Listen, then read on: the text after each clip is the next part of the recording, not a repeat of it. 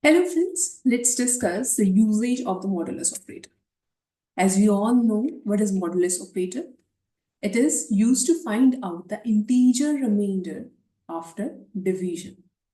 It gives you the integer value and truncates the decimal values. Now, see its practical usage. So, that is the clock arithmetic.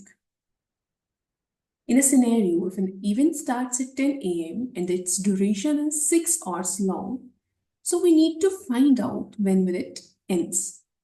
So we are able to find out with the help of the modulus operator by the summation of the start time and the duration and then modulus 12. Okay, it will give you the value 4, that is, it will end at 4 p.m. Okay, so I hope it is clear to all of you. If you like my video, kindly share and subscribe my channel. Thank you.